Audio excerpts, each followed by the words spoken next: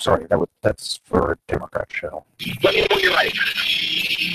Was an extremely great conservative commentator. We're tearing it up on Wednesday night. This is awesome.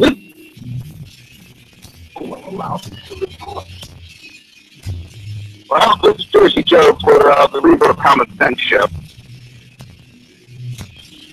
On shrmedia.com.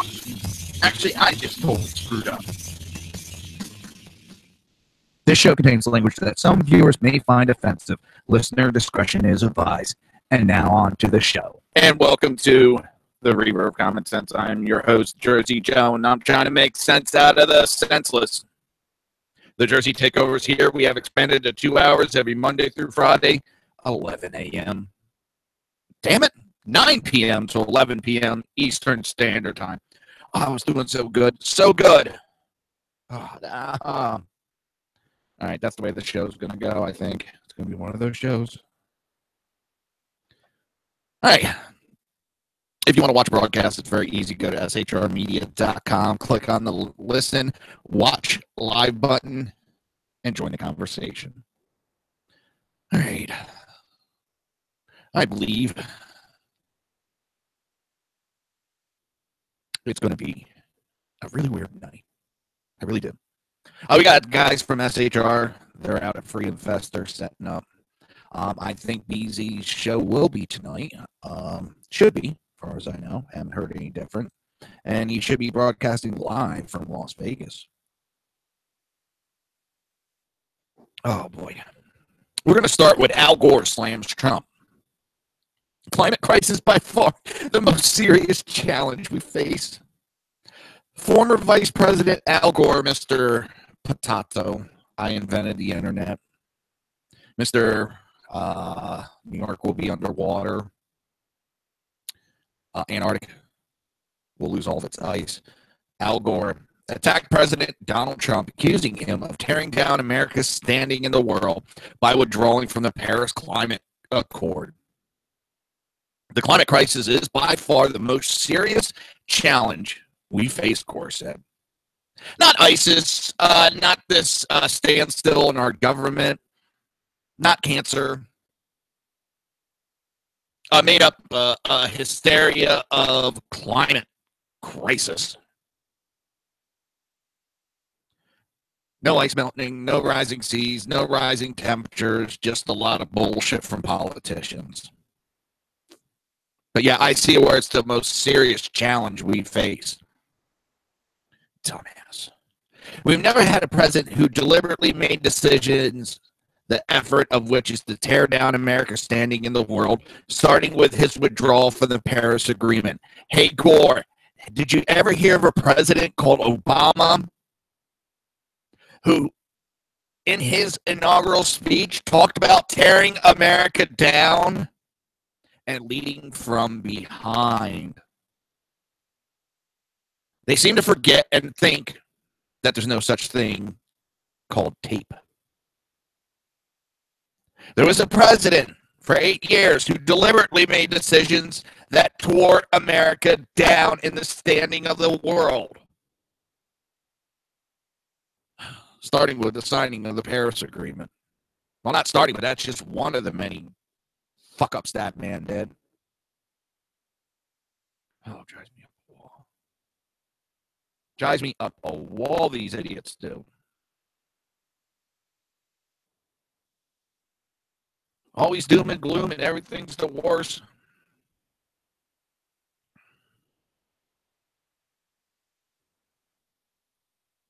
And nothing ever happens.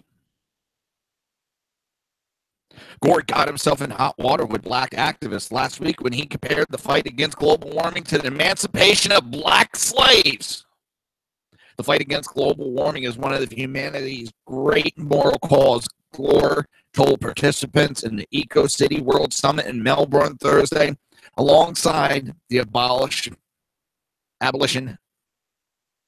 of slavery, women's suffrage, women's rights, the civil rights movement, and the anti-apartheid movement in South Africa. An online statement, black activists with the Project 21 Leadership Network blasted Gore for the comparison, saying that he gives climate change activists unearned moral credibility by associating these important moral movements of history with a crusade grounded in questionable data. It's kind of funny that he would announce the end of slavery, women's suffrage, women's rights, civil rights movement, all Republican fought movements. It was all that Democrats, that Al Gore is, stood for.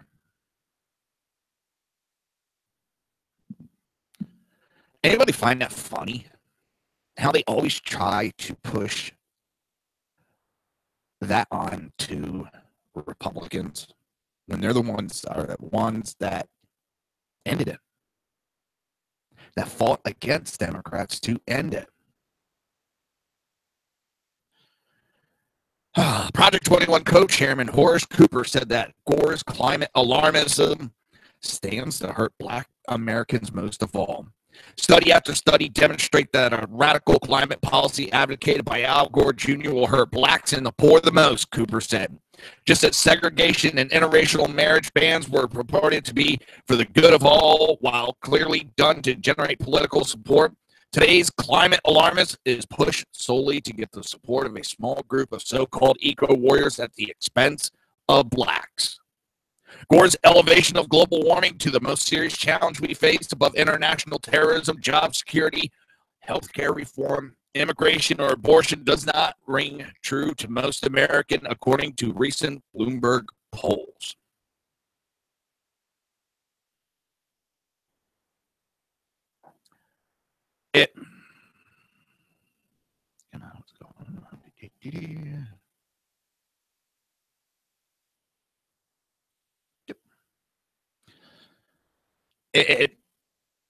It's amazing. I'm trying to figure out what they're trying to divert attention off of as they try to push this bullcrap again. And global warming has been dying out again. And it was dying out way before Trump got elected. The popularity amongst it started waning. People started seeing the facts. They started realizing that it was a bunch of political bullshit.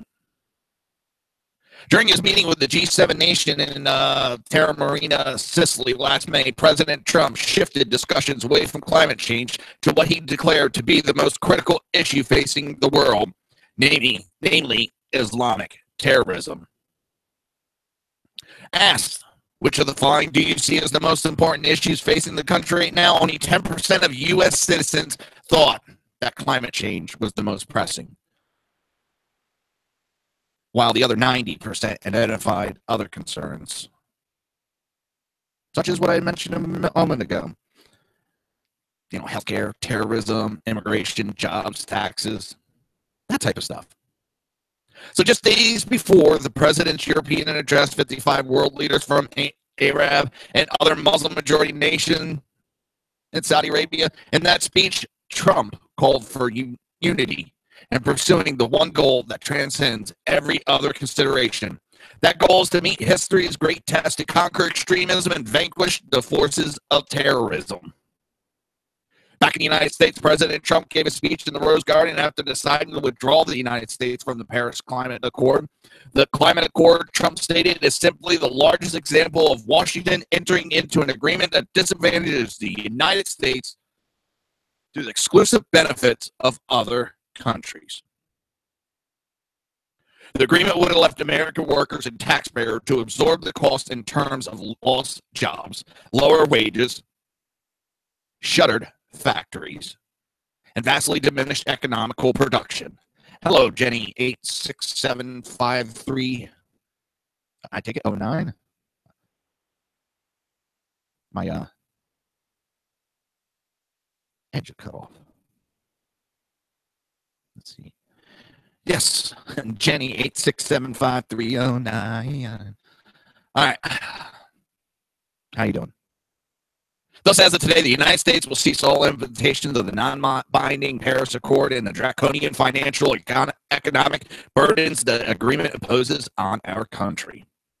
So long, farewell. I'm tired of this global warming, and I'm not trying to justify my thinking, but I'm going to say it again. Do we need to be cautious in what we do? Yes. Should we be careful on pollution, our garbage? Yes. And conservatives know that the most. Conservatives take care of the wildlife.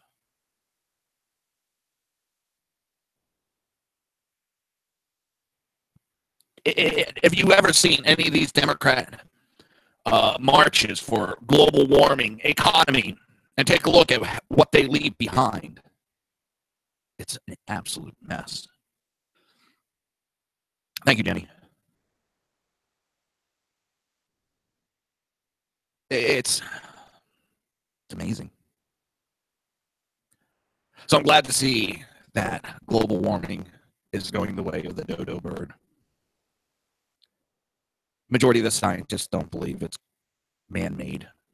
That was a falsehood claimed by President Barack Hussein Obama. Now, I'm not a huge Charlie Daniels fan, but he's been making some great comments into the fray of politics of late. In the wake of another failure by Congress to get a key piece of legislative passed this week, musician Charlie Daniels has a solution to help alleviate government dysfunction. Throw them all out. I think what we have is there's a bunch of establishment Republicans that do not like Trump, and they are joining ranks with Democrats just to oppose, just to obstruct and delay Trump's agenda. And we're seeing it time and time again. I forget which senator. I think I can't remember the name. She voted to repeal back in 2015. Now, all of a sudden, Trump's pushing it. Oh, no, I'm not voting to repeal. There's just some that are in bed with Democrats, and they think that's the only way they're going to survive is to kiss the Democrats' ass. Then become a Democrat. Leave the party. Go join the Democrat Party. But right now, what we need to do is if our politicians are not going to do their job, vote them out. Get them the hell out immediately. Well, in 2018, I'm talking. Primary their ass.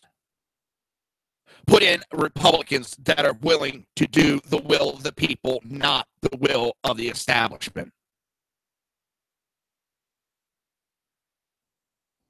From the top down, I don't care who they are.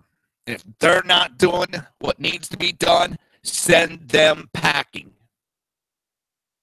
In a series of tweets this week, the 80-year-old devil went down to Georgia. Musician blasted Congress after the Senate's failure to advance the Republican-led repeal of the Affordable Care Act, better known as Obamacare. Daniels specifically called out the Senate, which he termed a kindergarten class. He sent out a tweet stating, okay, the Congress and Senate we have can't work together and have proven it. Solution, replace them all until we find people who can. And his next one, he put, the Senate is not a political body. It is a kindergarten class. And in another message, the country music star said he wondered what American politics would look like without political parties. Then politicians could serve the people instead of the party. This is hardly the first time Daniels has ripped Congress for ineffectiveness. In August 2015, the musician penned an open letter in which he unloaded on the sold-out, jaded, burned-out political hacks. The courageous politicians that once championed this nation have been replaced for the most part by a breed of milksop, politically correct, scared of their own shadow, pushover, pathetic excuse for public servants who are supposed to be representing a constituency of citizens who have to live with the circumstances of their timid folly. That is dead on. And I agree with Charlie Daniel on that statement.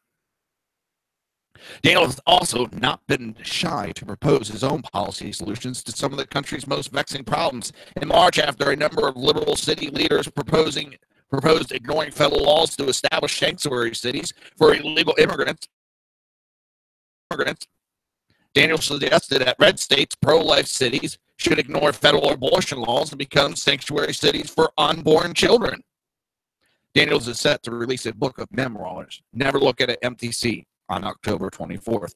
I wonder how Democrats would react if all of a sudden red states ignore federal law and ignored federal abortion laws, to be exact, and declared themselves sanctuary cities for unborn children.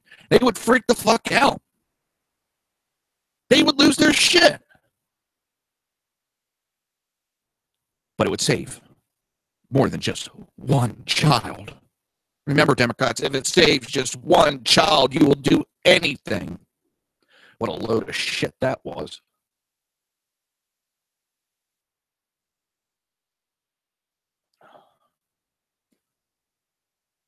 Now, I found this.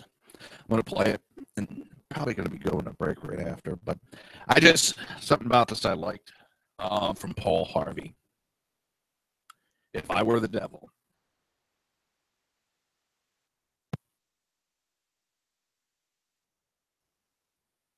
Okay. If I were the devil. If I were the devil. If I were the prince of darkness, I'd want to engulf the whole world in darkness, and I'd have a third of its real estate and 4/5 of its population, but I wouldn't be happy until I had seized the ripest apple on the tree. So I'd set about, however necessary, to take over the United States. I'd subvert the churches first. I'd begin with a campaign of whispers. With the wisdom of the serpent, I would whisper to you as I whispered to Eve. Do as you please. To the young, I would whisper that the Bible is a myth. I would convince them that man created God instead of the other way around. I would confide that what's bad is good and what's good is square. And the old I would teach to pray after me. Our Father, which art in Washington. And then I'd get organized. I'd educate authors in how to make lurid literature exciting so that anything else would appear dull and uninteresting. I'd threaten TV with dirtier movies and vice versa. I'd peddle narcotics to whom I could. I'd sell alcohol to ladies and gentlemen of distinction. I'd tranquilize the rest with pills. If I were the devil, I'd Here at World 5, we are churches at war with themselves and nations at war with themselves until each in its turn was consumed. And with promises of higher ratings, I'd have mesmerizing media fanning the flames. If I were the devil, I would encourage schools to refine young intellects, but neglect to discipline emotions, just let those run wild. Until before you knew it, you'd have to have drug-sniffing dogs and metal detectors at every schoolhouse door. Within a decade, I'd have prisons overflowing. I'd have judges promoting pornography. Soon I could evict God from the courthouse, then from the schoolhouse, and then from the houses of Congress. And in his own churches, I would substitute psychology for religion and deify science. I would lure priests and pastors into misusing boys and girls and church money. If I were the devil, I'd make the symbol of Easter an egg and the symbol of Christmas a bottle. If I were the devil, I'd take from those who have and give to those who wanted until I had killed the incentive of the ambitious. What'll you bet? I couldn't get whole states to promote gambling as the way to get rich. I would caution against extremes in hard work, in patriotism, in moral conduct. I would convince the young that marriage is old-fashioned, that swinging is more fun, that what you see on TV is the way to be. And thus I could undress you in public, and I could lure you into bed with diseases for which there is no cure. In other words, if I were the devil, I'd just keep right on doing what he's doing. Paul Harvey.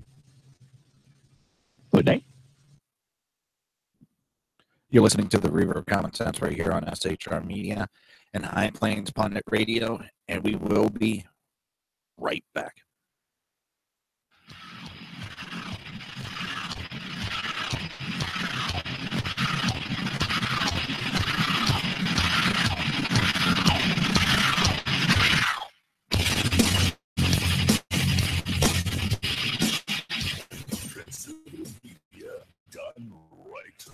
You're listening to the SHR Media Network.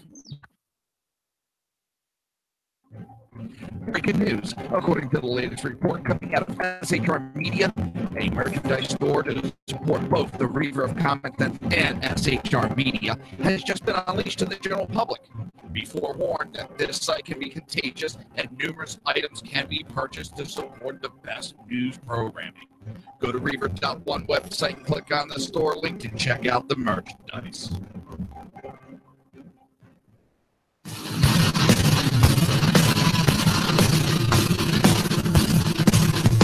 You have been listening to Reaver of Common Sense, hosted by my dad, Jersey Joe.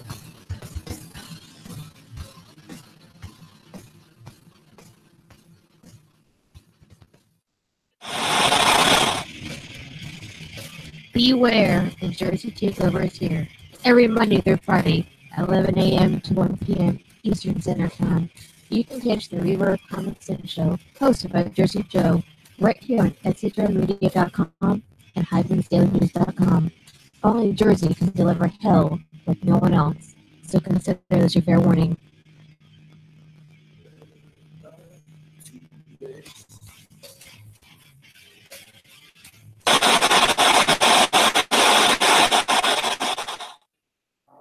In a world controlled by corrupt politicians, You got a business. You didn't build that. a team of ordinary men emerge from the ashes to give voice to the voiceless and hope to the hopeless. Sackhead Sean. Dude, I'm not saying capitalist. Sackhead Clint. All good friends of ours usually show up drunk. Also starring Saka as the producer. I'm a little bit drunk, cause I'm drinking. They are the Sackheads Radio Show. Every Wednesday at 8 p.m. Pacific on SHRmedia.com.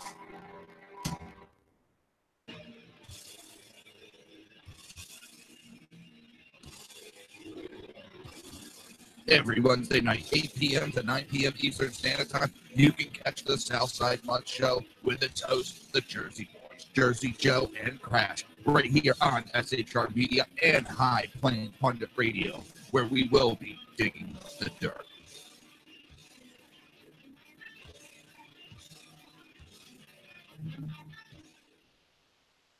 Times are dark. The people misled by corrupt politicians, lied to by establishment media, and deceived by the false messages of Islam. A nation in confusion needs a guide. It needs a man with a cane. I'm Dave Millman. Join me on Spreaker, SHR Media, High Plains Talk Radio, Live Rebooting Liberty, and YouTube for a unique brand of commentary on the unpleasant blind guy. Because truth is not always pleasant. If you miss a show, don't worry. You can catch the replays two ways, rebootingliberty.com or the reaverofcommonsense.com. While you're there on Reaver of Common Sense, don't forget, drop in your email and keep up to date with everything going on, or click the like button on the Facebook widget. Now on to the Reaver of Common Sense.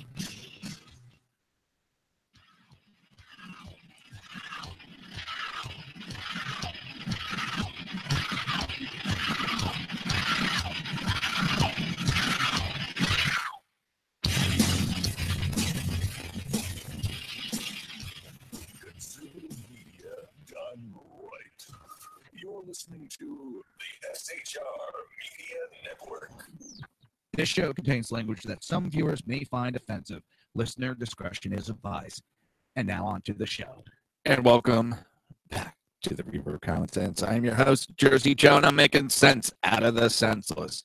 The Jersey Takeover's here. We have expanded to 2 hours every Monday through Friday, 9 p.m. to 11 p.m. Eastern Standard Time. And if you want to watch a broadcast, go to shrmedia.com.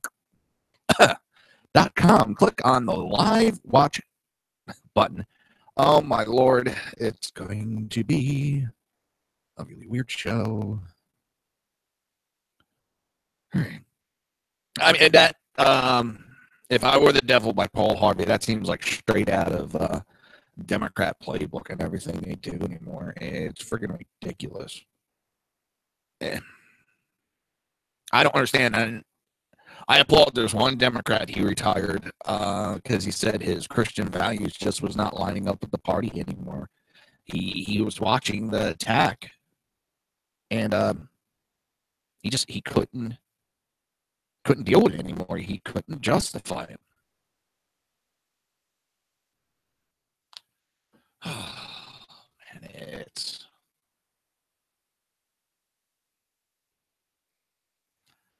a weird time we're in, and it just keeps getting weirder and weirder, it seems.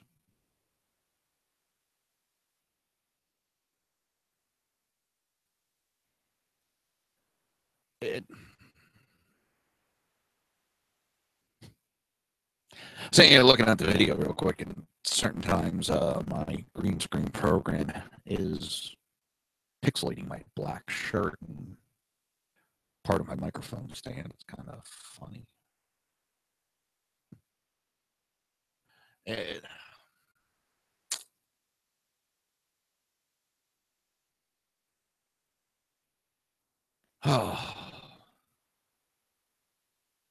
don't know. It's a messed up time we live in, and the Democrats aren't letting up. They just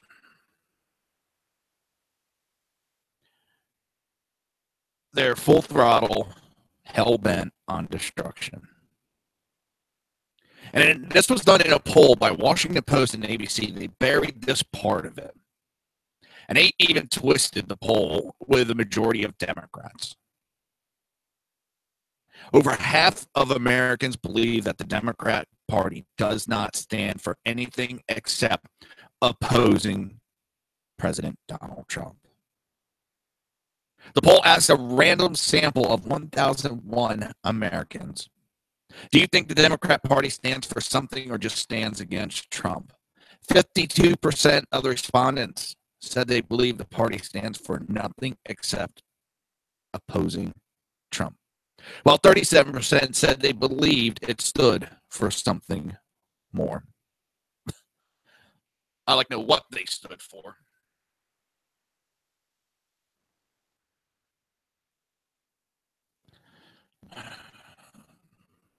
Maybe they stand for morally corrupt.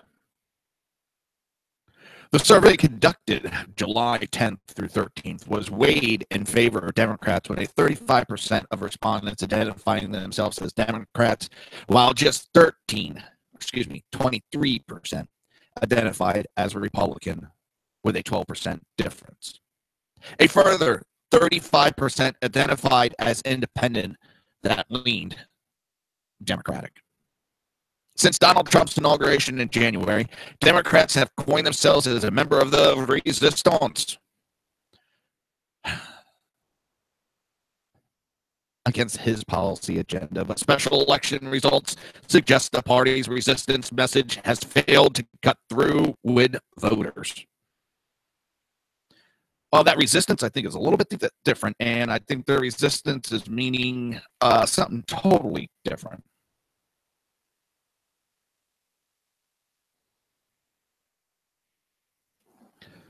I'm trying to get a sound clip for this.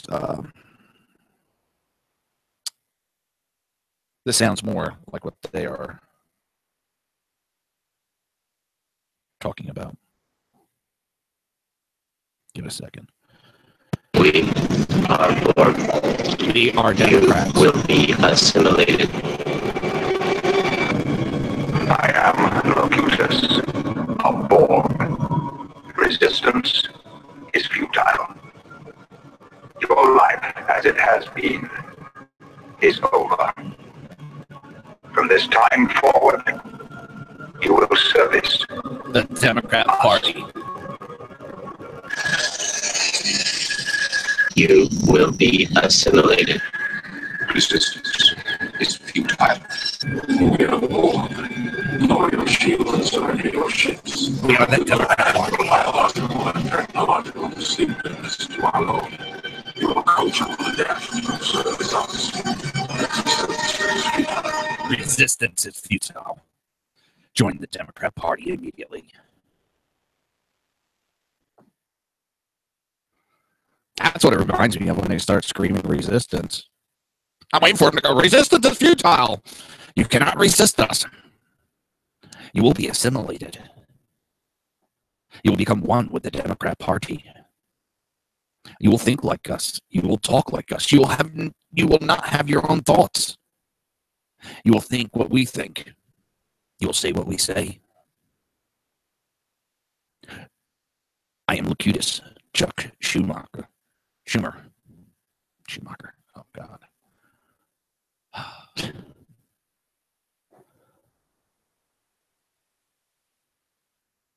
But that's exactly how they're acting. And attacking and attacking and attacking. And it even makes me funny because the Democrat Party has gotten behind Antifa, who openly admit they're communists and walk around with a Russian sickle.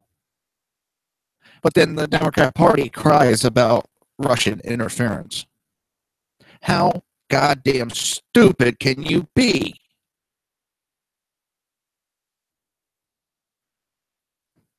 Remember, in June, the Democrat Party kicked off what it called the Resistance Summer, featuring house parties with DNC Deputy Chairman Keith Ellison. Ooh, look at that. We're cool. We're having house parties. Woohoo. Oh. The best way for Democrats to turn the resistance into electoral win is by doing one thing. Party! No. Organizing Ellison said in a press release at the time.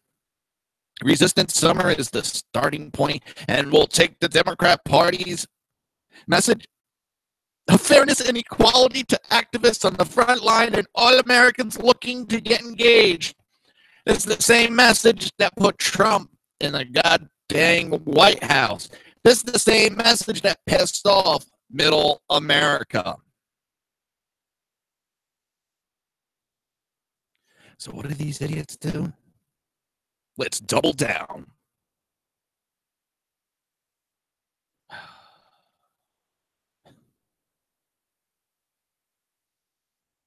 It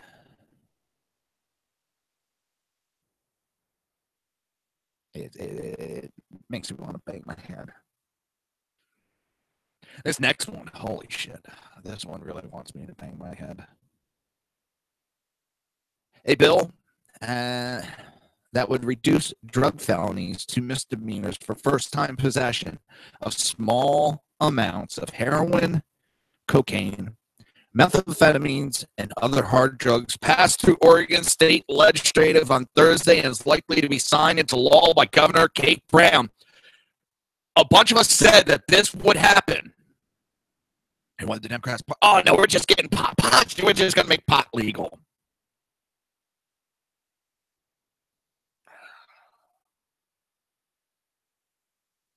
They sit here and they fucking cry over opiate addiction. They make it impossible for people that are in pain that medically need it to get it. But now what do these dumbass Democrats do? They're trying to make it legal for people to have heroin, cocaine, methamphetamines, and other hard drugs. And it is a step process. You don't go from felonies to legalizing it. You go from felony to misdemeanor, just like they did pot, from felony to misdemeanor to legalizing it. The House Bill 2355, which reduces convictions for first-time possession of such illicit drugs, passed through the state's House of Representatives by a 36-23 on July 4th. The state Senate voted in favor of it by 20-9. The bill's proponent argued that it was the most effective way of addressing a growing drug abuse in the state. So we got a problem with drugs in our state, so let's fucking legalize them. If you got a problem with murder in your state, are you going to fucking legalize murder?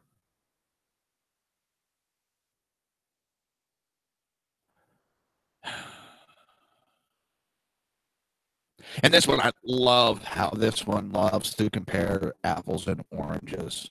And Representative Mitch Greenlick, a Democrat, told the Washington Free Beacon, we've got to treat people, not put them in prison. It'd be like putting them in the state penitentiary for having diabetes. This is a chronic brain disorder, and it needs to be treated this way.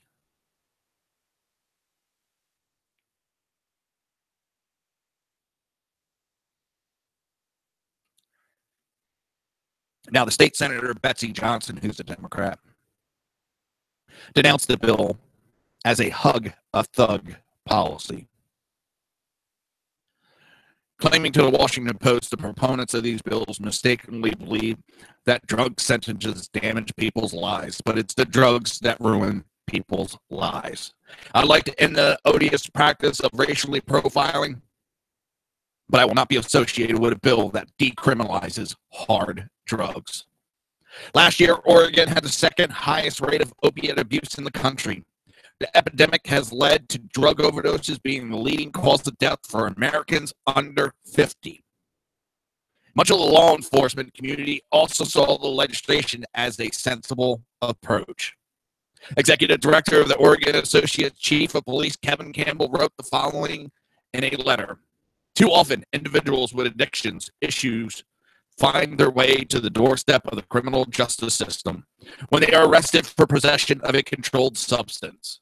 Kevin Campbell, unfortunately, felony convictions in this case also include unattended and collateral consequences, including barriers to housing and employment and desperate impact on minority communities.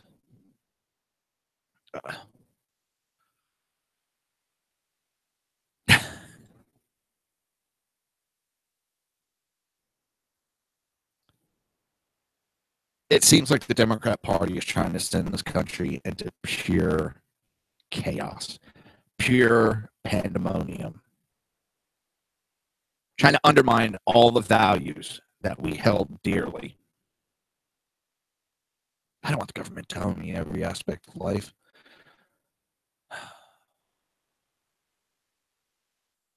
It doesn't mean I don't want the government making laws.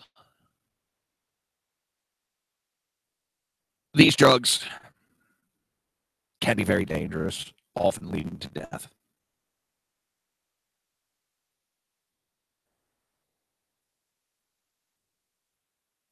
And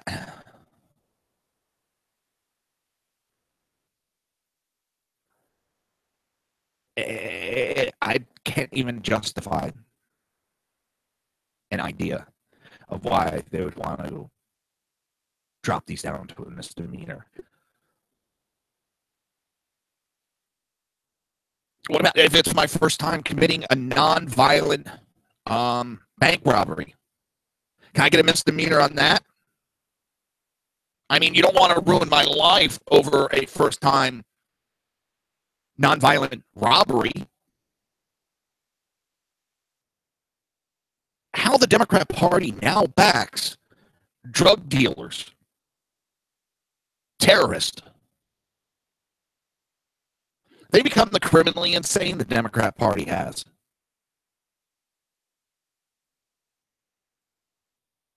I just don't understand it. I just don't. You're listening to the Reaver of Common Sense right here on SHR Media and High Plains Pundit Radio. We will be right back.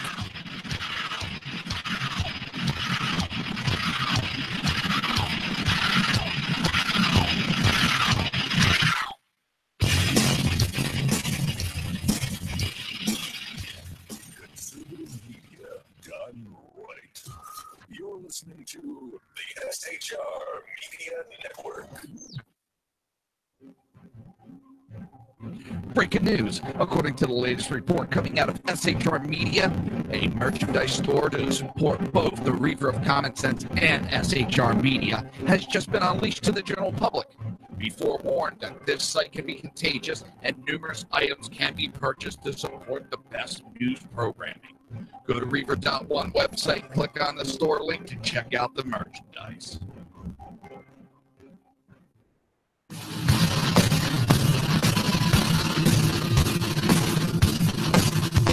You have been listening to Reaver of Common Sense, hosted by my dad, Jersey Joe.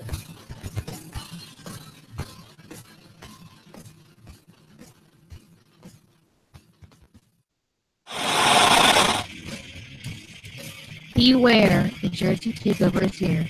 Every Monday through Friday, 11 a.m. to 1 p.m. Eastern Standard Time. You can catch the Reaver of Common Sense show, hosted by Jersey Joe, right here on shrmedia.com and HighlandsDailyNews.com. Only Jersey can deliver hell like no one else, so consider this your fair warning.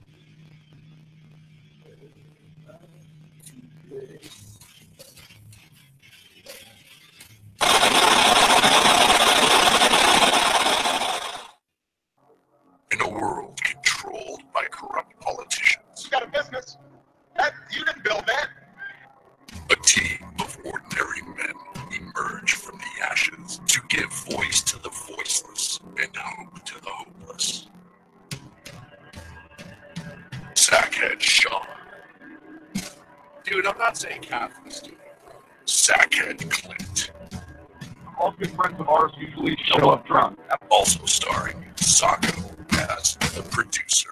I'm a little bit drunk, I'm a little bit drunk, 'cause I'm drinking, drinking, drinking. They are the Sackheads Radio Show. Every Wednesday at 8 p.m. Pacific on shrmedia.com.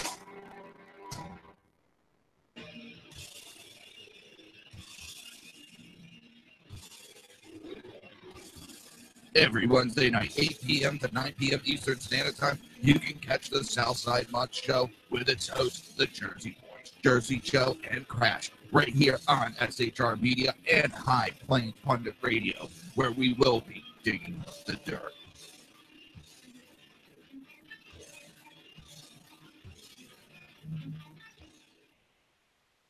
Times are dark. The people misled by corrupt politicians, lied to by establishment media, and deceived by the false messages of Islam. A nation in confusion needs a guide. It needs a man with a cane. I'm Dave Milner. Join me on Spreaker, SHR Media, High Plains Talk Radio, Live Rebooting Liberty, and YouTube for a unique brand of commentary on the unpleasant blind guide. Because truth is not always pleasant. If you miss a show, don't worry. You can catch the replays two ways, rebootingliberty.com or the reverbcommonsense.com. While you're there on Reaver of Common Sense, don't forget, drop in your email and keep up to date on everything going on, or click the like button on the Facebook widget. Now on to the Reaver of Common Sense.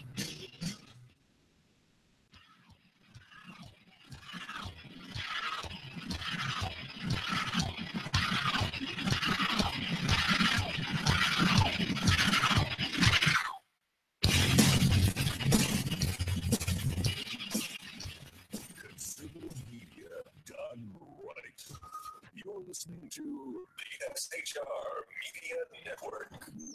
This show contains language that some viewers may find offensive. Listener discretion is advised. And now on to the show. And welcome back to the Reaver of Common Sense. I am your host, Jersey Joe, and I'm trying to make sense out of the senseless. I'm just totally dumbfounded. I'm going to play a clip. Now, I'm not going to comment on it. I just want to play it. I found it, and I found it very interesting. It's actually a video that's on Facebook, but I'm just going to play the audio portion. So, let's take a listen. Oh, by the way, this is on the Clintons. Here at World 5, we are not biased at all. We just love to report the facts. And with more than 12 plane crashes, 13 murders, and 10 suicides, that's a lot of death. but not just any death. Join us as we look at the connection to Bill and Hillary Clinton and their alleged death victims. It all begins with Ron Brown. Now, there's a reason that Ron Brown is first on our list. He was the first African American to become the U.S. Secretary of Commerce, and he also served during the first term of Bill Clinton's presidency. So, how exactly did Ron Brown die, and why are people so suspicious about the circumstances that surround his death? As it turns out, Brown was killed during a plane crash near Dubrovnik in Croatia in 1996, and many people believe that Bill Clinton was involved in his murder. Brown was near indictment and threatened Clinton that he would not go down alone. The day afterwards, Brown's lawyer was murdered in a drive-by shooting. And the day after that, an air traffic controller in charge of the plane during the crash was found dead. Now, Brown may have been shot in the head during the flight, according to x-rays, and the United States claims that there was no black box found on the plane, even though television shows aired teams pulling it out. Sounds rather suspicious, don't you think? Bill Shelton and Kathy Ferguson. We're putting these two together on our list because they were engaged. They were also both connected to Clinton, and both died just 1 month apart. And what was their cause of death? Well, it was ruled as a suicide. But was it really? Let's have a closer look. Kathy Ferguson was a witness during Bill Clinton's sexual assault case that involved Paula Jones. She was found dead in Shelton's apartment with a gunshot wound in her head. At the time, it was ruled a suicide. But why would this woman have several suitcases packed if she wasn't going somewhere? And what about her fiancé, Bill Shelton? Well, a month later, Shelton apparently killed himself at her gravesite. And of course, it just sounds like your typical heartbreak Romeo and Juliet scenario. But he was also killed with a gunshot wound to the head.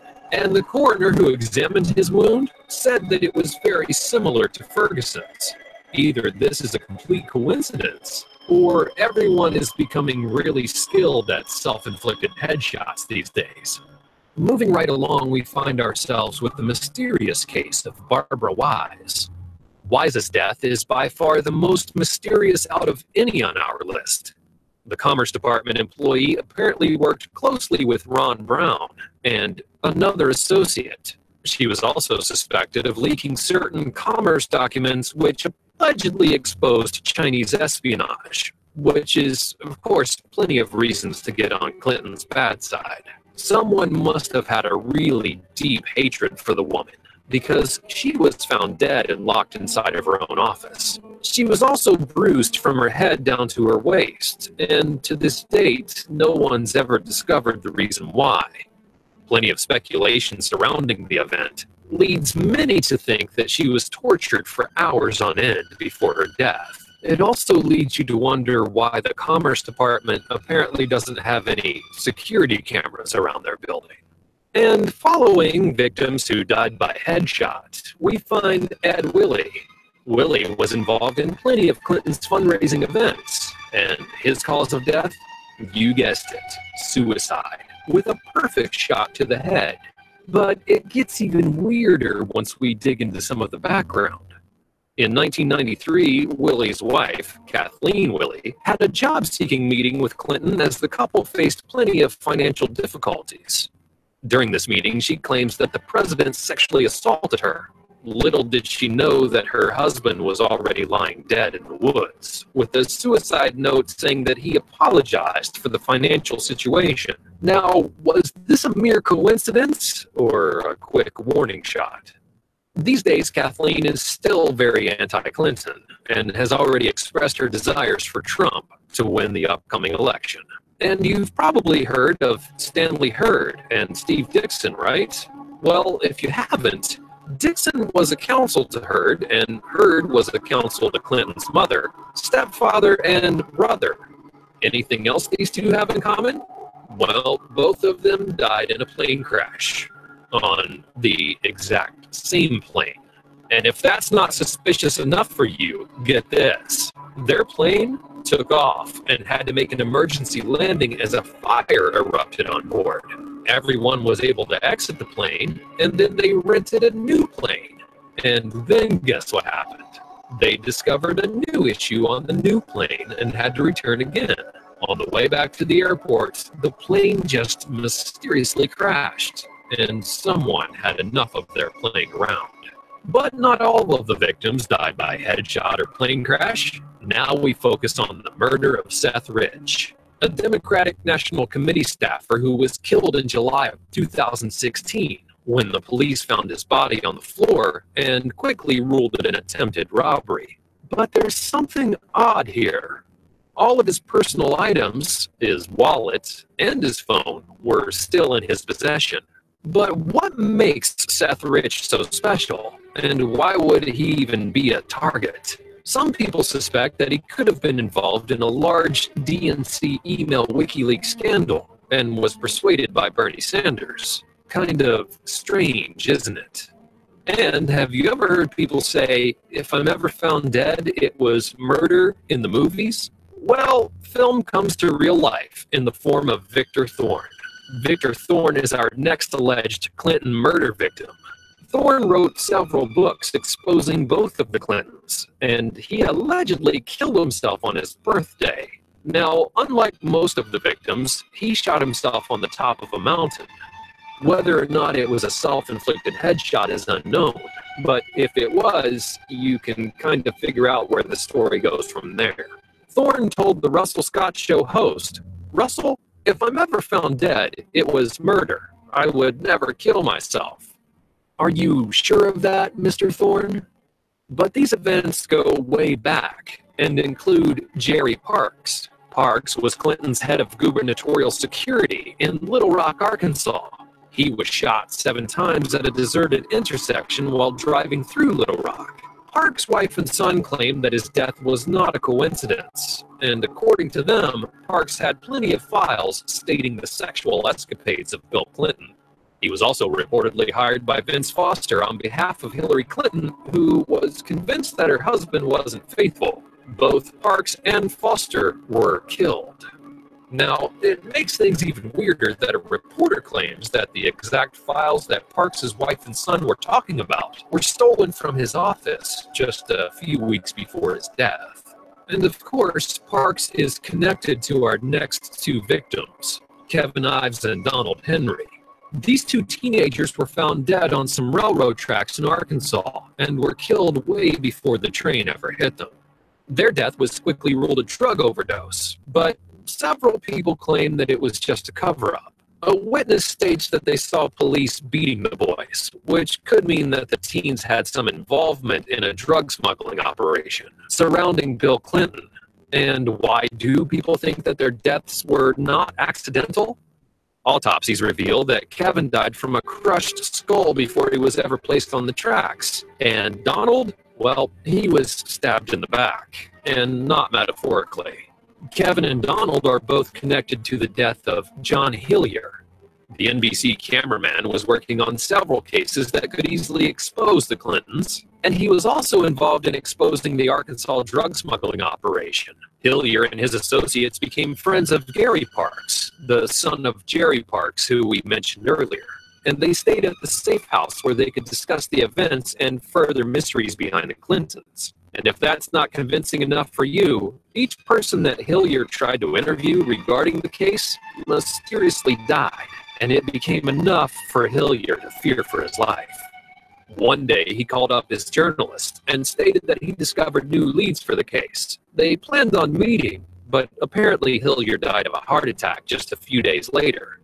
Was it a coincidence? Maybe too much stress to look after his health? We may never know.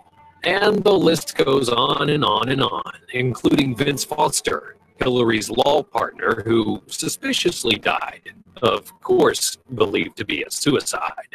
But what do you know? Tell us in the comments below. And while you're here, be sure to subscribe to our channel. Whether that's all true or not, I gotta admit there's a lot of very big questions there. Too much coincidence on everything. I think it's about time that our government actually takes open a file and starts looking into the Clintons.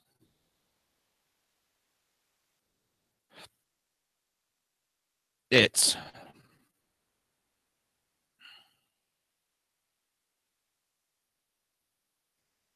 scary as hell to think that our government has possibly allowed such action to go on by politicians.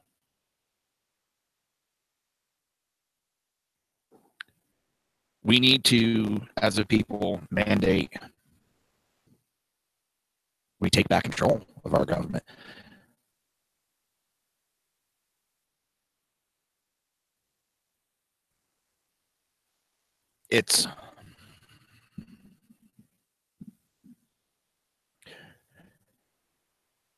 We've been trying to do that. Looking behind, make sure that there's no Clintons walking up behind me. We started by electing Trump. That was a big step forward. We got to continue that forward and make sure that we elect the right people into office to continue that fight. And that includes primarying some politicians. Yeah. If they don't want to put up for vote term limits, then we can impose it ourselves. They've had too much power for too long.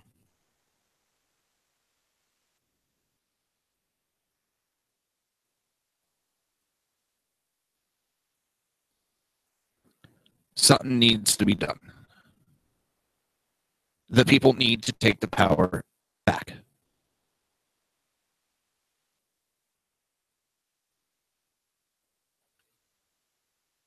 And they need to take it back fast before it's too late.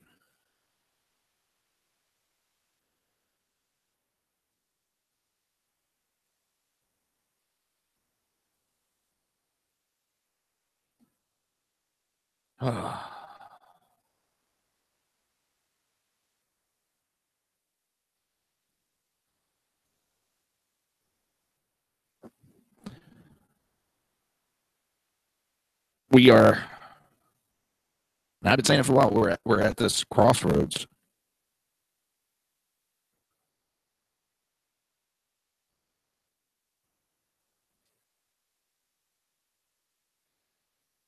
We're at a crossroads, and we need to do something. You're listening to the Reaver of Common Sense right here on SHR Media and High Plains Pundit Radio. We will be right back.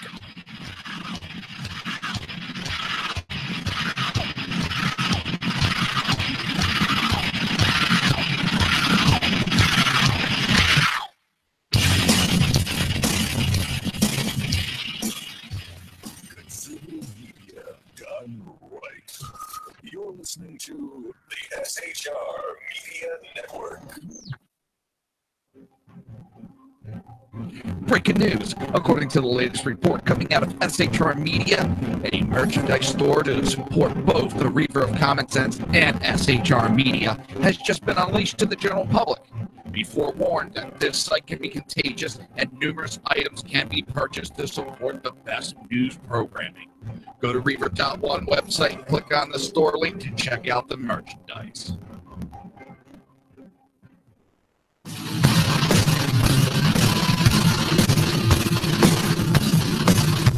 You have been listening to Reaver of Common Sense, hosted by my dad, Jersey Joe.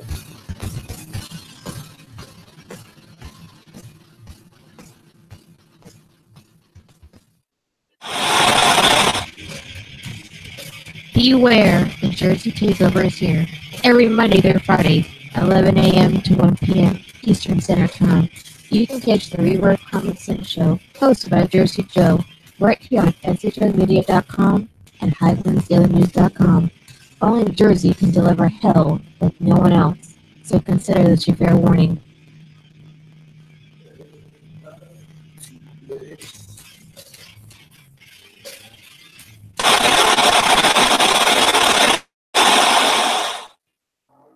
In a world controlled by corrupt politicians, You got a business. That you didn't build that. a team of ordinary men emerge from the ashes to give voice to the voiceless and hope to the hopeless. Sackhead Sean. Dude, I'm not saying Catholics do. Sackhead Clint. All good friends of ours usually show up drunk. Also starring Socko as the producer. I'm a little bit drunk, I'm a little bit drunk, 'cause I'm drinking, drinking, drinking. They are the Sackheads Radio Show. Every Wednesday at 8 p.m. Pacific on SHRmedia.com.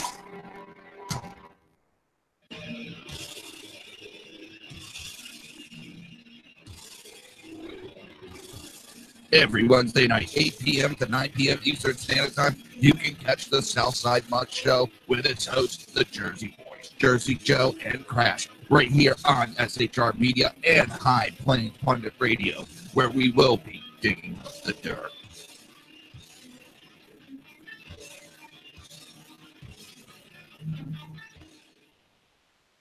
Times are dark. The people misled by corrupt politicians, lied to by establishment media, and deceived by the false messages of Islam. A nation in confusion needs a guide. It needs a man with a cane. I'm Dave Milner. Join me on Spreaker, SHR Media, High Plains Talk Radio, Live Rebooting Liberty, and YouTube for a unique brand of commentary on the unpleasant blind guide. Because truth is not always pleasant. If you miss a show, don't worry. You can catch the replays two ways, rebootingliberty.com or the reaverofcommonsense.com. While you're there on Reaver of Common Sense, don't forget, drop in your email and keep up to date with everything going on, or click the like button on the Facebook widget. Now on to the Reaver of Common Sense.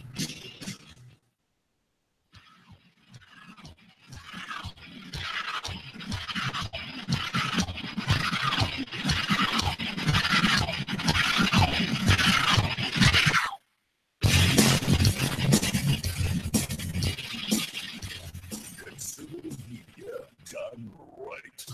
You're listening to the SHR Media Network. This show contains language that some viewers may find offensive. Listener discretion is advised. And now on to the show. And welcome back to the Reaver of Common Sense. I'm your host, Jersey Joe, and I'm making sense out of the senseless. We have expanded to 2 hours every Monday through Friday, 9 p.m. to 11 p.m. Eastern Standard Time. And don't forget, at the top of the hour, our night's just beginning. We will have BZ live from Las Vegas, from Freedom Fest. That's right. We'll have BZ, Berserk, Bobcat Saloon, straight from LA, or Las Vegas. God, you know what? I can't speak today. That's it. Packing up, going home. Holy shit.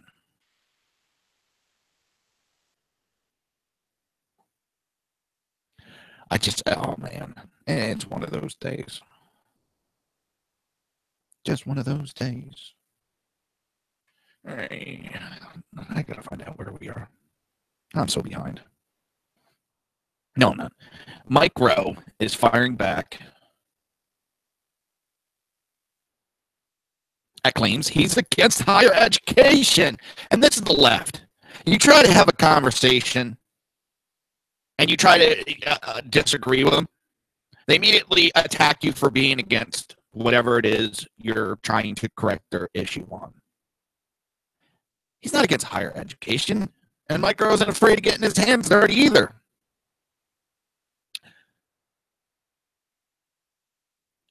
The 55-year-old fired back at a fan who said Rowe's placed so little value on academic education. Rowe disputed the claim on Facebook, saying the commenter misunderstood Rowe's stance on higher education.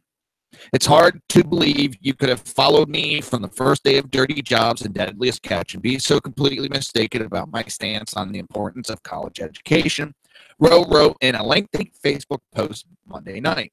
He went on to explain that while he's unapologetically opposed to the mind-bending, utter and defensively skyrocketing cost of tuition, he does not underestimate the importance of education. Rowe, who said his college degree has served him well, added he strongly supports education in all of its forms. He added he just opposes pushing a 4-year college degree on everyone. What I've opposed consistently is not the importance of higher education, but rather a relentless drumbeat of college for everyone, he explained. Because the cookie-cutter approach to education supposes that all worthwhile knowledge can only be attained from college or a university. That's the most dangerous myth of all. He suggested pushing 4-year college on high school students has led schools to stop offering shop class and vocational skills and left 6 million vacant jobs that no one is trained to do. That's the skill gap. It's real, and it's a massive problem for anyone who shares my addiction to smooth roads, cool air, and indoor plumbing, he wrote. He concluded, I continue to challenge the idea that college is the only place to get a worthwhile education. College has its place, but also college does not make you smart. A piece of paper does not make you smart. Passing a test does not make you smart. And they keep putting this undue weight on that. This idea that without it, you are nothing. You can make just as much money, if not more money, without a degree by going into the trade skills.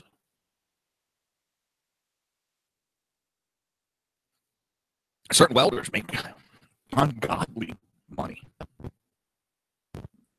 There's hundreds and hundreds of other trade skills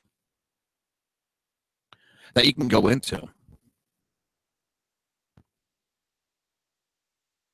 There's computers. I mean, the problem is colleges are making up degrees now to expand college degrees. When I started EMS, there was no such thing as a college degree in EMS. Now they have come up with a college degree to justify colleges offering some kind of degree for emergency medical technicians and paramedics and firefighters, just to justify another pompous ass to stand up and lecture.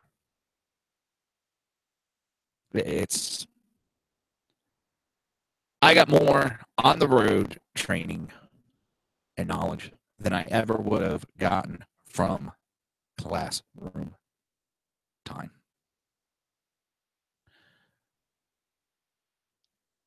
College is not for everybody.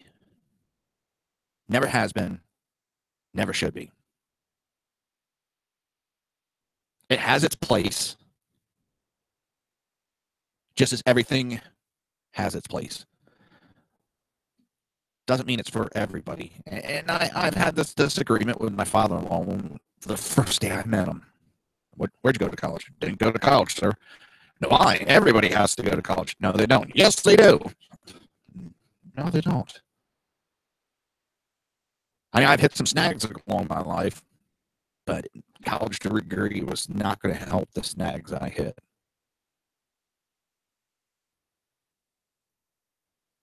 Because what got me in trouble was some college-educated little prick that was doing what his college professors told him to do with business. So that put me in a bad position. Now, this is one of the reasons why I will never have one of those Google or Amazon little contraptions, Alexia. It records everything you say. Now, according to the information, Amazon is considering open up access to private transcript data from its Alexa device to third-party developers, raising concerns of privacy for users.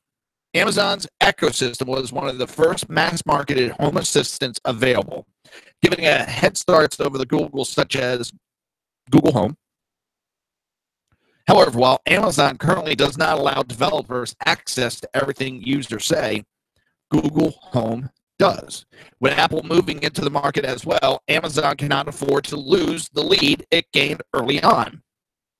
At the moment, developers making apps that will use Alexa are only permitted to see non-identifying information such as location data, how users talk to the device, and how many times a specific skill is used. If full transcripts were visible to developers, the greater amount of data could be put to use in order to improve and fine-tune their applications. Skilled developer, an ex-product head for Alexa team, said that the current access only gives developers 70% of what they need to know. No, that's more than enough.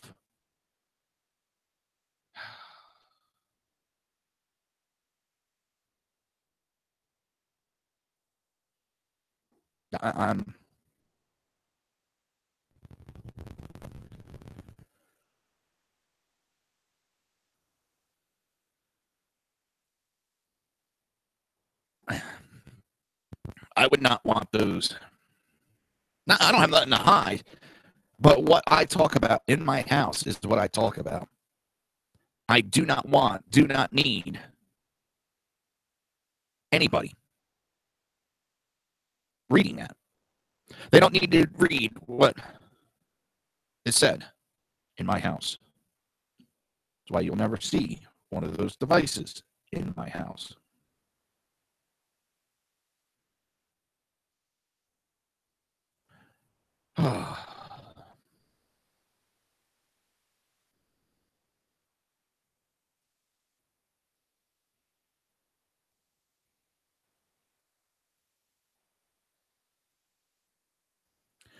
I mean, if Amazon were to go ahead with handing over full transcripts, it would certainly cause unease with users aware of the potential breach of privacy. Not only could developers see exactly what they have been saying or searching for, but anyone malevolent enough to hack their system could do as well. Last year, then Director of National Intelligence Jane Clapper warned that not only would such developments pose challenges to our cyber defense in an operational tradecraft, but also created a new opportunity for our own intelligent collectors. Amazon's previous actions don't seem to bode well for those worried about their privacy. In April, Amazon's newly launched Echo contained a style check feature that it would let strangers judge your outfit by uploading photos of them to the internet, causing some to remark on the creepiness of such an application.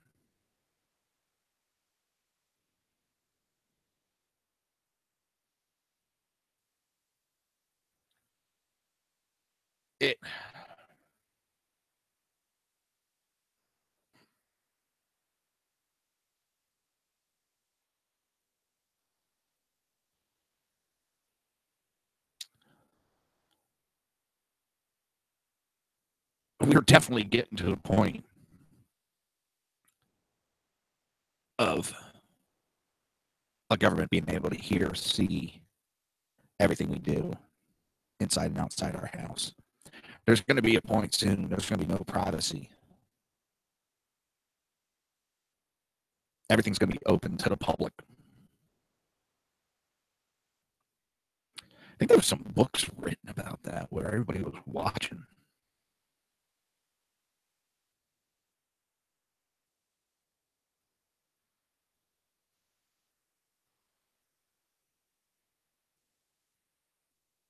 It's scary as hell.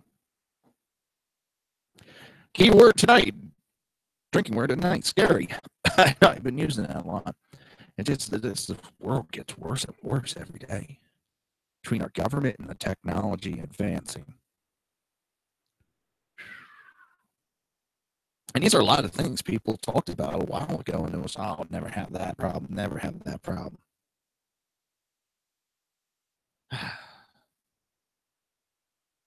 Well, we have that problem.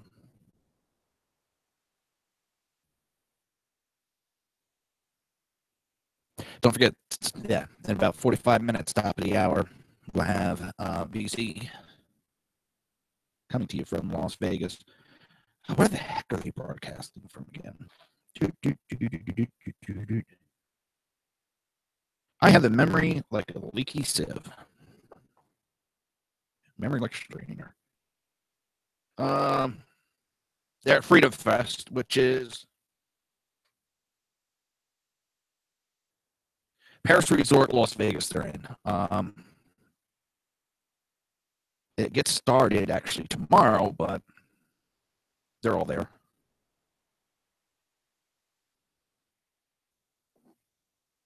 And BZ will be coming with. I can't talk tonight. BZ, Berserk, Bobcat, Saloon. Top of the hour. So stay tuned after the Reaver of Common Sense and take a listen and hear how things are going out there. All right, where are we next? Some of these names people have, holy shit, boy. I mean, it's wow. Oh, copy. Give me 1 second. Technical difficulty on my end.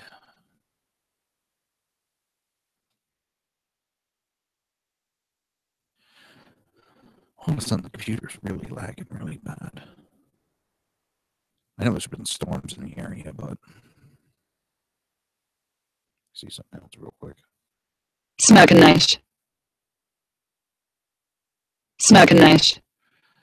All right, let's get on with it. I also pulled up the other wife just so I could figure. CNN smirching nights. It's a fair point. U.S. does not entirely have clean hands on influencing election. Monday on CNN's New Day, network weekend host Michael Smernites acknowledged that despite complaints from Americans decrying Russian alleged meddling in the 2016 presidential election, the United States doesn't have clean hands when it comes to the same sort of behavior. I'm just going to call Michael. I'm not going to go by his last name. Michael referenced a guest that appeared on his program Saturday, pointing out the United States has attempted to influence other countries' election on 61 different occasions since World War II.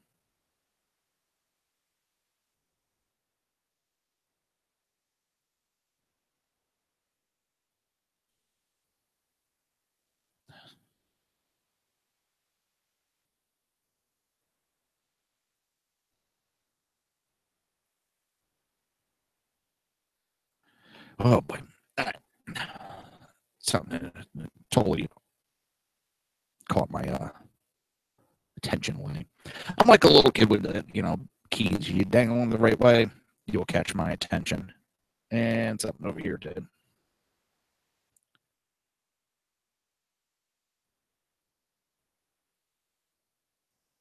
Yeah.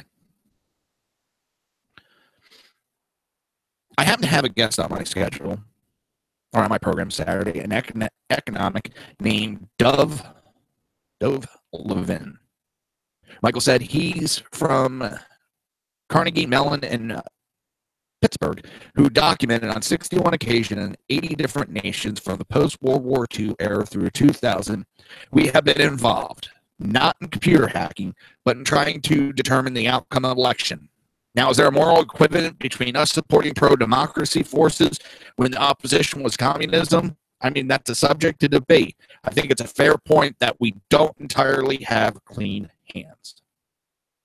And it's what gets me is, for like 75 years now, Russia has been doing the same thing every goddamn election. And now all of a sudden, now there's an issue. Hillary Clinton loses, and the left loses their shit.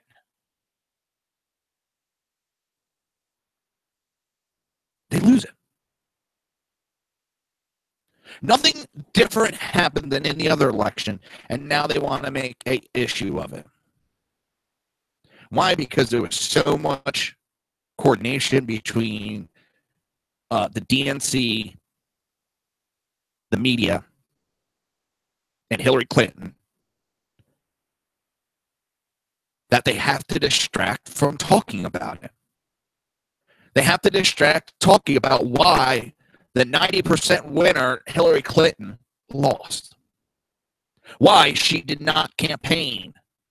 Why she did not do interviews. Why the Democratic Party allowed this.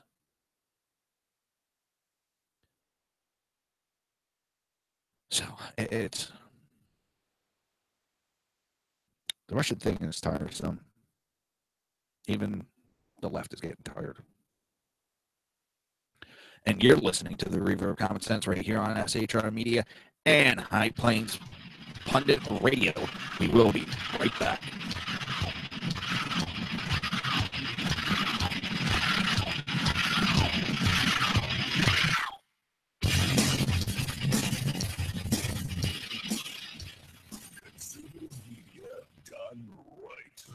You're listening to the SHR Media Network.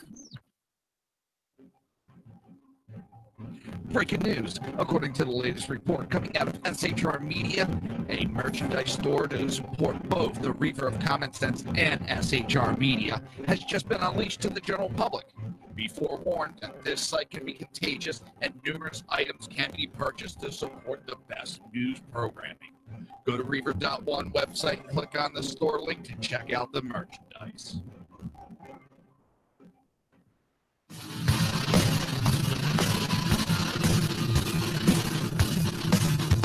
You have been listening to Reaver of Common Sense, hosted by my dad, Jersey Joe.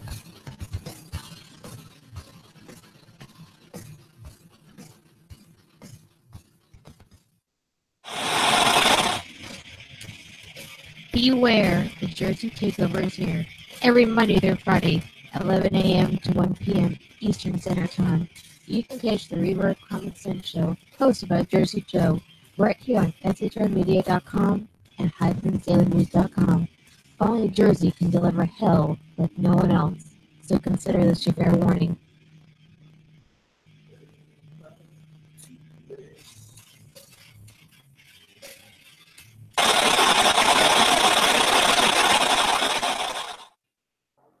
In a world controlled by corrupt politicians, You got a business. You didn't build that. a team of ordinary men emerge from the ashes to give voice to the voiceless and hope to the hopeless. Sackhead Sean. Dude, I'm not saying Catholic stupid. Sackhead Clint. All good friends of ours usually show up drunk.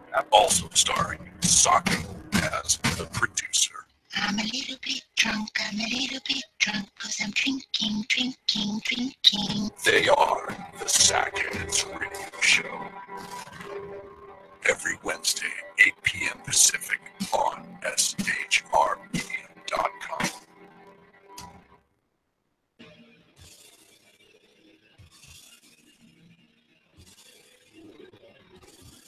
Every Wednesday night, 8 p.m. to 9 p.m. Eastern Standard Time, you can catch the Southside Mud Show with its hosts, the Jersey Boys, Jersey Joe and Crash, right here on SHR Media and High Plains Pundit Radio, where we will be digging up the dirt.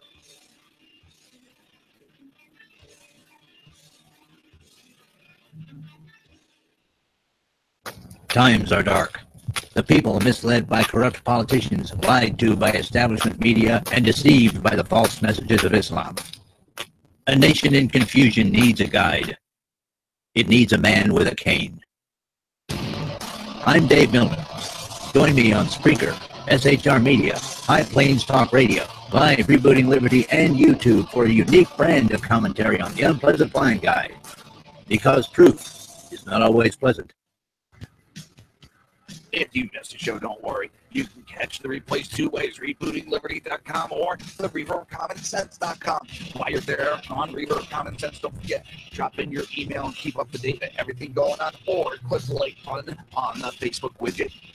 Now on to the Reaver of Common Sense.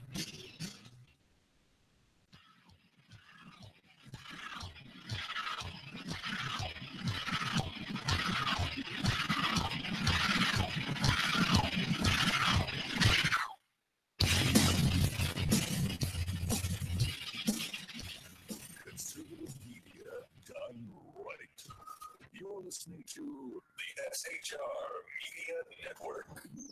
This show contains language that some viewers may find offensive. Listener discretion is advised. And now on to the show. And welcome back to the Reaver of Common Sense. I am your host, Jersey Joe, and I'm trying to make sense out of the senseless. New York Times, critical speech is literally violence. And they published an op-ed arguing that words can have detrimental physical effects on people. The op-ed, written by Lisa Feldman Barrett, a professor of psychology at Northeastern University, asks, why is speech violence? Barrett argues that negative words and thoughts, merely by being said, can be countered as an act of physical violence due to the reaction that they may cause within an individual. Notice it's okay when... Hold on. There we go. It's okay when the left are critical or negative, but this only applies to the right. Now, she goes on, imagine that a bully threatens to punch you in the face. A week later, he walks up to you and breaks your nose with his fist. Which is more harmful, the punch or the threat, she asks. The answer might seem obvious. Physical violence is physically damaging. Verbal statements aren't. Sticks and stones can break my bones, but words will never hurt me. But scientifically speaking, it's not that simple. Words can have a powerful effect on your nervous system. Certain types of adversity, even those involving no physical contact, can make you sick, alter your brain, even kill neurons, and shorten your life. But it's okay when Antifa threatens physical violence, when liberals call for assassinations. That's okay. Those are just words then. But when we point out shortcomings and outright lies, that's hate speech. That has long-lasting effects. If this were actually true, we would not be able to correct anybody on any bad behavior. The article further goes on to claim if words can cause stress, and if prolonged stress can cause physical harm, then it seems that speech, at least certain types of speech, can be forms of violence. But which types? This would seem to allow any negative comment or comments that may be considered inflammatory to be classified as violent. The author does, however, contend that some forms of stress relating to ideas that one may find repugnant can be a healthy growing experience, citing a debate exercise where she asked students to argue for and against eugenics, a task that the students steadfastly refused to take part in. The author contends when you're forced to engage a position you strongly disagree with, you learn something about the other perspective as well as your own. The process feels unpleasant, but it's a good kind of stress, temporary and not harmful to your body, and you reap a long-time benefit of learning. However, it seems that engaging with ideas you may disagree with will only falls into a certain category of acceptable wrong thinking. As a few short paragraphs later, Barrett writes, a culture of consistent casual brutality is toxic to the body, and we suffer for it. That's why it's reasonable, scientific speaking, not to allow a provocateur, a hate monger like Milo, to speak at your school. He is part of something noxious, a campaign of abuse. There is nothing to be gained from debating him, for debate is not what he is offering, despite the fact that former Breitbart senior editor Milo has taken part in numerous debates and appeared on many panels to discuss his ideas. Baer believes that when it comes to Milo, debate is not what he is offering. The article finished by once again stating that harsh words are literally violence and should be avoided. By all means, we should have open conversations and vigorous debate about controversial and offensive topics, but we must also halt speech that bullies and torments from the perspective of our brain cells. The latter is literally a form of violence.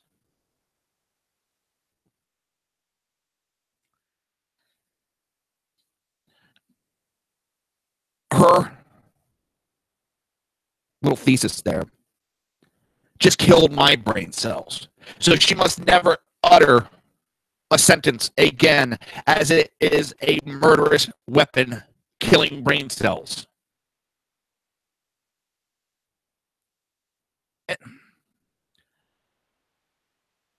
How much pot do you have to smoke to come up with something like that? How much drugs do you have to put in your system to come up with an idiotic idea like that? Now, naturally, Twitter users, well, they began to ridicule the New York Times. This is a new low and neuro shit. My politics because proteins and tyrometers, bad things, science.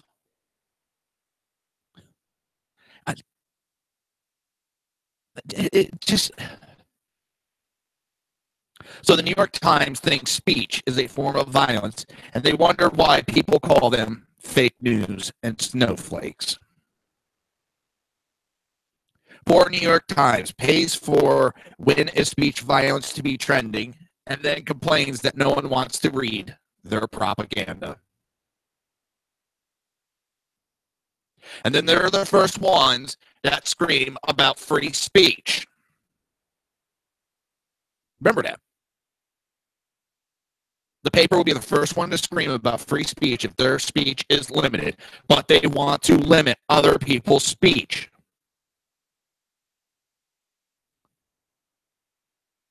That's the amazing part. They want this free speech, but they don't give anybody it.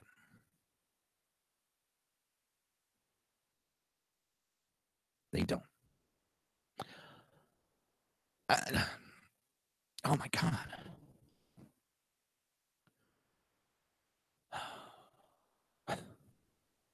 And someone else just put, when is speech violence? It's never violent, you fool. Stop trying to censor freedom of speech. Stop trying to quell differing opinions. And that's what it is. They can't fight with facts. They can't fight with reason. So they try to silence. It's the only thing they can do. The continuous assault of the New York Times on our constitutional right to free speech is a threat to democracy. It just... my head's aching from it. Speech is not violence. Speech can lead to violence. Yes, but speech is not violence. When the left does it, it's not violent. When the right does it, it's violent and must be squashed immediately. And that's what they're saying. And I go back to what I just said, and I've been saying for a while. They can't fight with facts and reason, so they have to try to silence. That's what PC speech was about. That's what political correctness was about. Silencing. Specifically, trying to stop you from talking, period. They didn't want to hear from you. So they claim you were saying things that were politically incorrect. And it worked for a while. Just like calling you a racist, a xenophobe, and all the other isms and phobias. It worked for a while. People called on to their bullshit.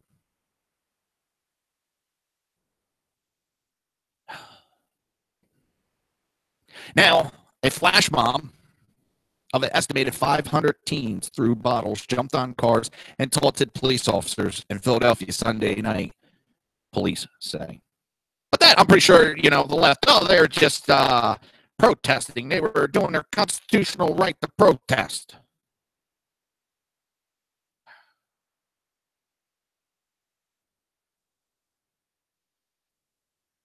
Pretty amazing. In fact, that just made me searching through some stuff real quick. Trying to figure out why there's so many listening. Must be a fire out there.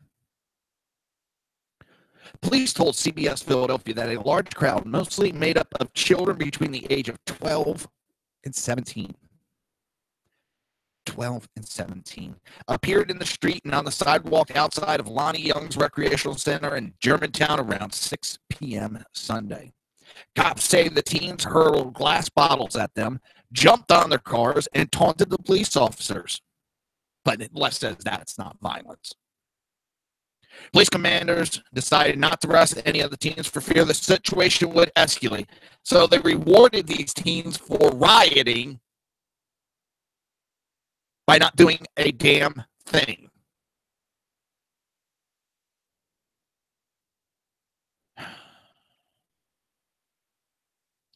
Liberalism gone amok.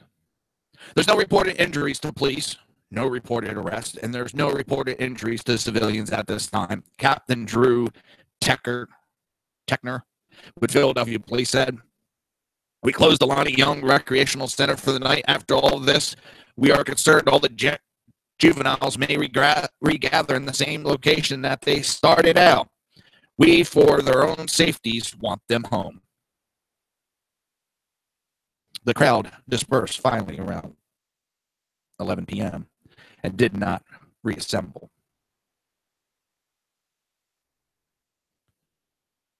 The Associated Press reports that none of the teens nor officers were injured, although police did ask stores in the area to close when the teens started to pour into the shops. The captain added that parents should keep an eye on their kids and enforce a curfew. Parents have been aware of what their kids are doing, who they are with, and what they are getting involved in. They need to be home at a decent hour. Other flash mobs of teens have taken place throughout Philadelphia. In March, a flash mob of more than 100 teenagers broke out into fights and ran out in and out of traffic. Police arrested more than 30 teens, 20 of them for disorderly conduct, and a few on more serious charges. So let them assault police officers, attempt to destroy property, and reward them by letting them go free.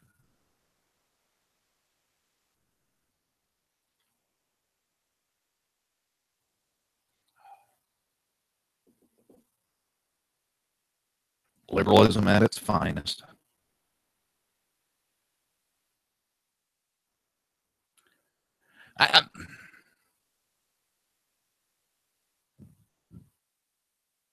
What can you really say? What can you really say? I mean, when you have a police force that's afraid of enforcing the laws,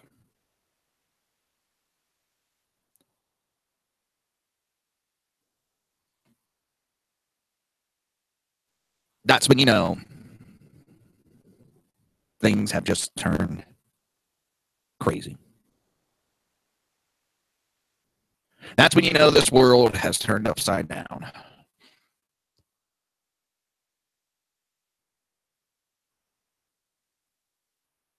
It's just amazing. And when one of those kids get hurt from one of these protests, the parents are going to scream and go after the police. I don't know. You're listening to the Reaver of Common Sense right here on SHR Media and High Plains Pundit Radio. We will be right back.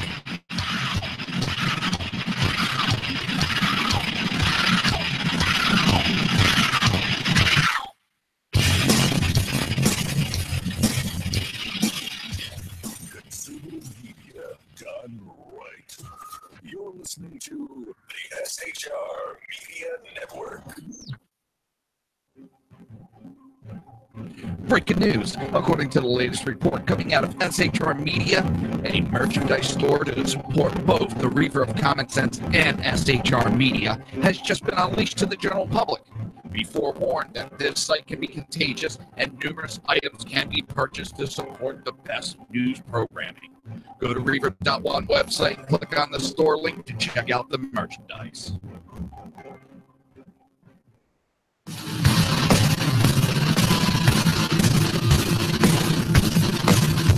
You have been listening to Reaver of Common Sense, hosted by my dad, Jersey Joe.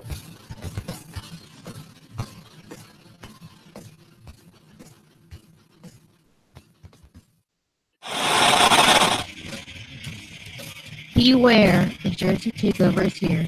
Every Monday through Friday, 11 a.m. to 1 p.m. Eastern Standard Time. You can catch the Reaver of Common Sense show, hosted by Jersey Joe, right here on SHRmedia.com and HighPlainsDailyNews.com. Only Jersey can deliver hell like no one else, so consider this your fair warning.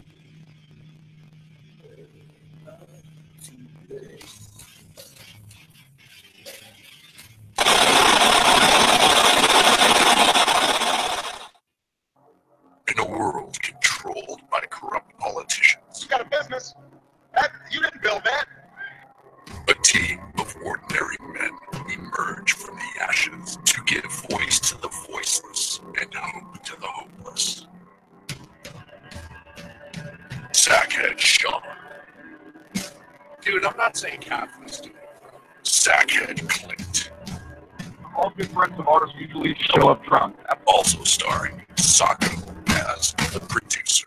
I'm a little bit drunk, I'm a little bit drunk, 'cause I'm drinking, drinking, drinking. They are the Sackheads Radio Show. Every Wednesday at 8 p.m. Pacific on SHRmedia.com.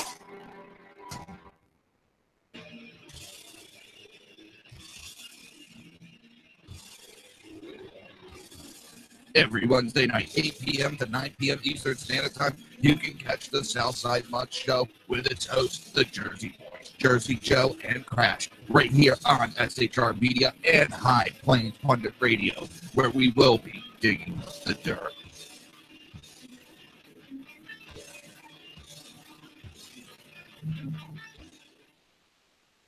Times are dark.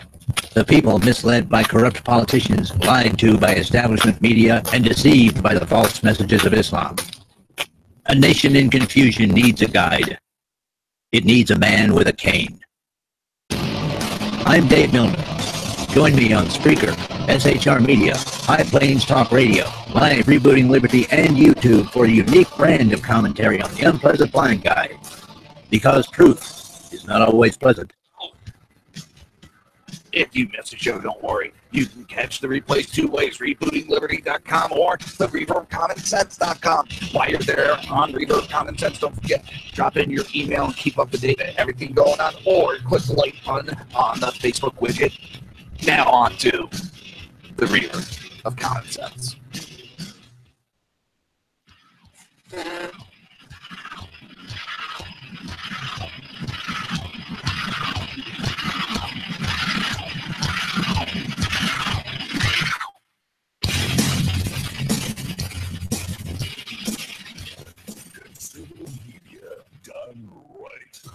You're listening to the SHR Media Network.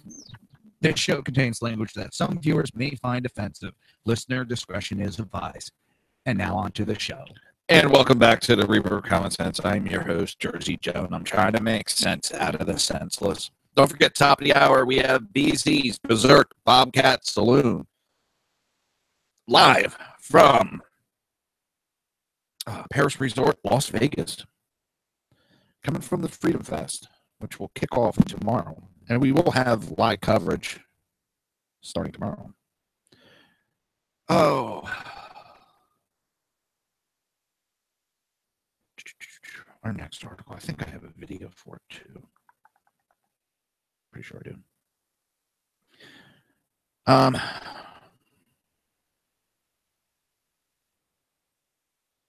Here, let me see if this plays. And there might be two videos that go with this.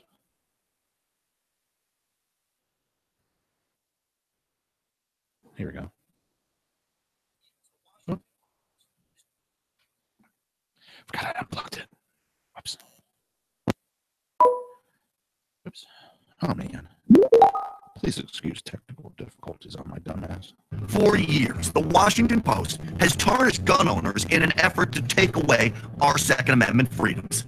The fake news outlet even went so far as to make the blatantly false claim that the NRA had illegal ties to Russia. But the Washington Post isn't mad about the lack of guns, it's upset about an abundance of truth. The truth about their role in the organized anarchy of the violent left by spreading lies about those who disagree with their radical agenda while refusing to cover the extremist beliefs and tactics of people like Carmen Perez, DeRay McKesson, and liberal politicians like Chuck Schumer and Al Franken who refuse to condemn them. So they trot out a general assignment reporter, Alex Horton, to call Don Russo's video dark. And they tell us we can't have an opinion unless it's about guns. Listen to me, Washington Post. In fact, I'm telling every leftist media propaganda machine defending the violent left to hear what I'm about to say. We talk about more than guns because every freedom is connected. If one is threatened, they all are threatened. And the organized anarchy that you and your politicians and your activists are pushing is destroying our country. It's why the more than 5 million members of the NRA, along with gun owners and freedom-loving Americans, have come together, a clenched fist of truth to protect our freedoms at home. And we do so because Americans like Alex, the Post reporter who did serve, and Don have sacrificed so much to defend those freedoms abroad. It's why we will never stop fighting the violent left on the battlefield of truth. So here's a suggestion for the Washington Post. Don't worry about how many guns are in our videos. Worry about how many facts are in your articles. Because if gun owners abused our Second Amendment the way you abused your paper and the First Amendment, our rights would have been taken away long ago. You people do more to damage our country with a keyboard than every NRA member combined has ever done with a firearm. Your paper's new slogan may read, "Democracy dies in darkness." It should say, "Journalism dies at the Washington Post." So the National Association, as you just heard, lashed out at the Washington Post in online video accusing the paper of championing the efforts to take guns away from law-abiding Americans. In the video message, Grant accused the paper of promoting a radical agenda and spreading lies about those who disagree. He said the Post refuses to cover the extreme beliefs of Carmen Perez and DeRay McKesson and the Democrats who refuse to condemn them. You people do more damage to our country with a keyboard than every NRA member combined has ever done with a firearm. Your paper's new slogan may read, "Democracy dies in darkness." It should say, "Journalism dies in Washington." The video came in response to a Post article which called out a previous NRA video message as being dark. That video from former Navy SEAL Don Rasco was criticized for being politically charged and barely mentioning firearms. Last week, NRA spokesman Dana Loesch spoke out to Tucker Carlson on the backlash she received for her own video calling out the violent left. And this is Dana Loesch's. They use their media to assassinate real news. They use their schools to teach children that their president is another Hitler.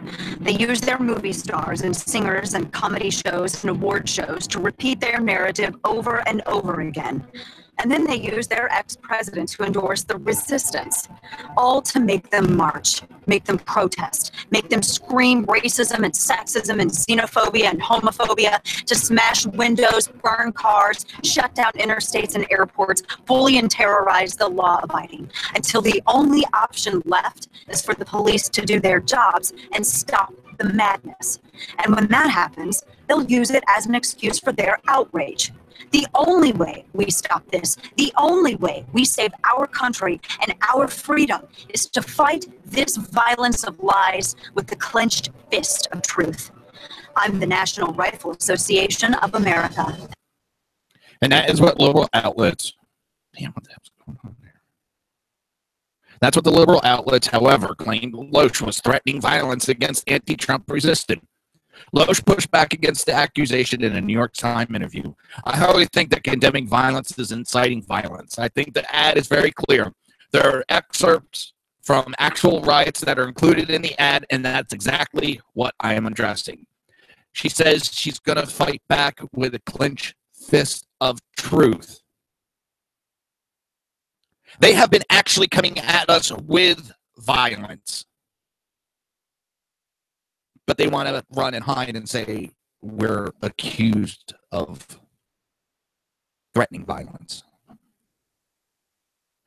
Well, there's a big difference between threatening and actually doing. And none of us have been doing violence on the left, but the left has sure hell been attacking the right. Well, Paul Ryan's approval ratings plummet as Speaker fails to deliver for President Trump. House Speaker Paul Ryan's failure to deliver on President Trump's agenda has sent his approval ratings into a tailspin as nearly a majority of Americans disapprove of his job performance. A whopping 48%, nearly a majority, view Ryan in a negative light, while just 36% view him in a positive light. The poll was conducted from July 8th to 12th and represents a near-mirror flip from Ryan's standing back in December when 47% looked at him positively and 31% viewed him negatively. It would be hard to find a Republican who has suffered more than House Speaker Paul Ryan, as Congress and President Donald Trump have struggled to turn GOP promises into reality. Many more people now view the House Speaker in a negative light rather than a positive one, 48 to 34, according to the Bloomberg National Poll.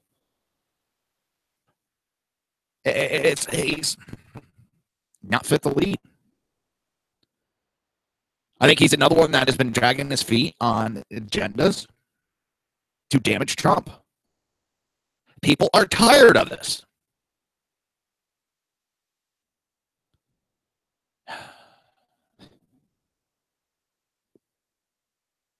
I mean, what else can we say? People are tired of it.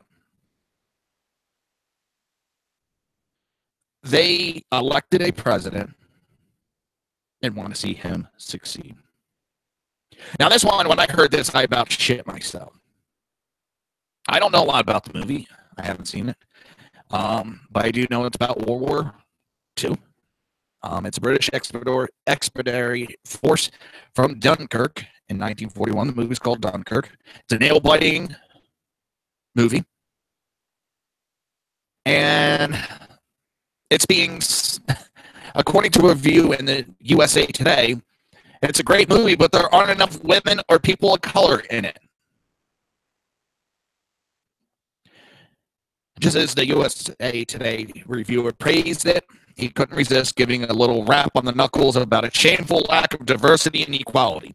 The trio of timelines can be jarring as you figure out how they all fit. And the fact that there are only a couple women and no lead actors of color may rub some the wrong way. Yes, it's true that Dunkirk's leading roles are indeed dominated by white European males. But one possible reason for this is that Dunkirk was an actual historic event which director Christopher Nolan has gone to considerable trouble to recreate as accurately as possible. Sure, it might have provided a valuable comic relief if Amy Schumer or Rebel Wilson, or perhaps even both, had been cast as, say, two brilliant battlefield surgeons who insist on staying behind with the troops when all their male counterparts had fled.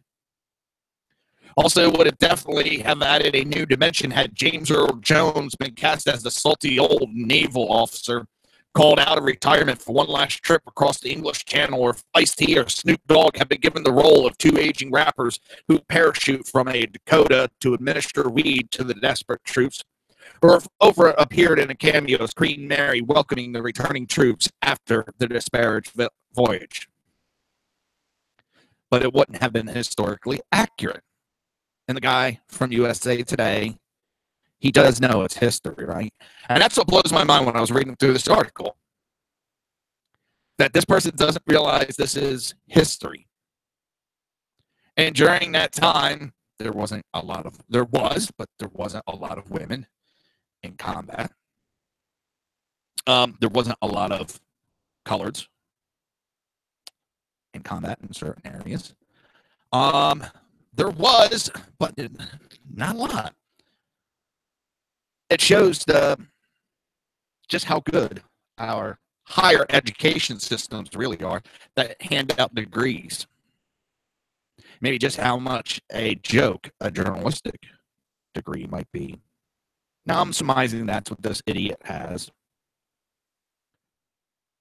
But to make that kind of negative review on this movie is just stupefying. Very stupefying to point out that there's not enough women or coloreds in this movie about a historical event during World War II.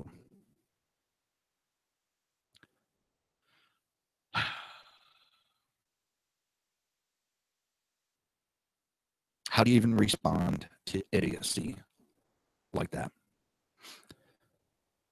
Except maybe say that the USA Today is the winner of the window-licking, helmet-wearing award of the week. Make sure you clean with vinegar and water, as Windex is not good in your mouth. I just, holy shit. How dumb do you have to be? How dumb? I've never even heard of the Dunkirk raids. I shouldn't say raids. I haven't really heard of that battle. I looked it up briefly. And I understand that, yeah. Okay, there's not a lot of coloreds in it, and not a lot of women. Whoopee! Not everything runs around equality. Not every part of our life is equality. Except if you live in a bubble, like these liberals do. Remember, coming up next, BZ, Berserk, Bobcat, Saloon. I'm pretty sure he's going to be broadcasting tonight. I'm pretty sure. And with that, that's going to be the show. I will be back tomorrow. And there'll be live broadcasts starting tomorrow, I believe it is, from the Paris Resort in Las Vegas for the Freedom Fest. Listen, everybody, have a great night.